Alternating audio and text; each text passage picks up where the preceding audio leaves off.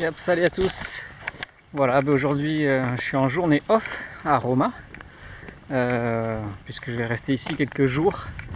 Parce que comme j'avais déjà dit, je vais continuer l'aventure à vélo, du moins aussi longtemps que je puisse la continuer, parce que les règles ici changent un peu tous les jours, c'est pas toujours facile à suivre.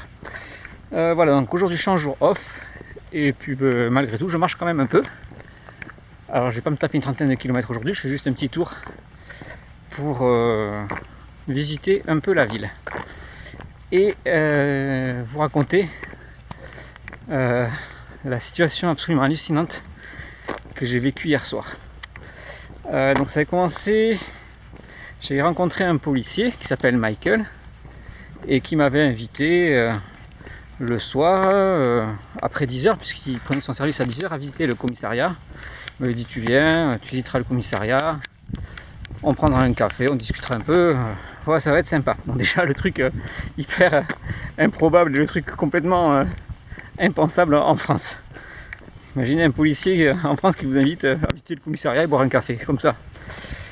Donc j'y vais.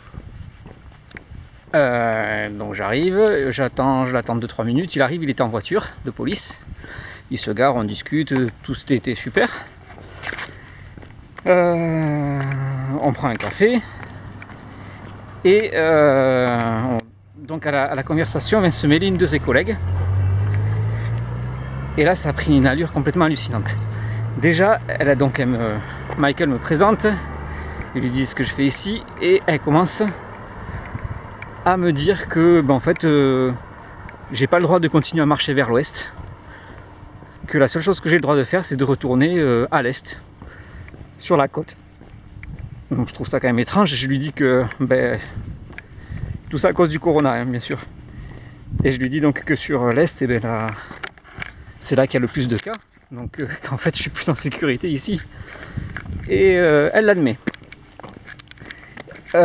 Ensuite elle me dit que je n'ai pas le droit de rentrer dans le Northern Territory, donc la prochaine région que je veux traverser. Elle me dit que les frontières sont fermées là-bas depuis 2 semaines. Que seuls ceux qui voyagent pour une raison essentielle, comme on dit ici, ont le droit de pénétrer dans la région. Moi je trouve ça aussi très étonnant parce que c'est pas les informations que j'ai eues. Et voilà, je comprends pas trop pourquoi elle me dit tout ça, mais bon, voilà, j'écoute. Et effectivement, quand je suis rentré, j'ai vérifié. Donc ça m'a beaucoup pris la tête, j'ai pas très bien dormi cette nuit. J'ai demandé conseil un petit peu autour de moi. Et effectivement, il se trouve que c'est moi qui avais raison.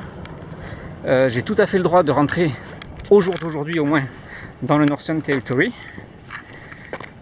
Simplement, comme mon voyage est considéré comme non essentiel, je dois respecter une quarantaine de 14 jours. En revanche, effectivement, cette quarantaine sont exemptés tous les gens qui voyagent pour une raison essentielle, c'est-à-dire les médecins, les policiers, voilà, ceux qui travaillent en fait en gros pour le gouvernement. Voilà, donc je comprends pas pourquoi elle m'a dit tout ça pour essayer de me décourager et que je reparte vite. Mais j'avoue que ça me prend quand même pas mal la tête. Et en fait, je dépense tellement d'énergie dans la marche, l'avancée, tout ça.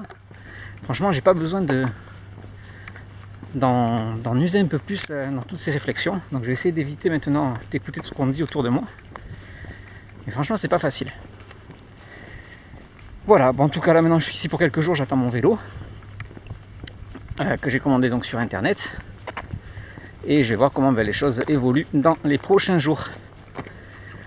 Voilà, mais c'était quand même une situation assez hallucinante. Ah oui, surtout oui, j'ai oublié de vous dire en plus.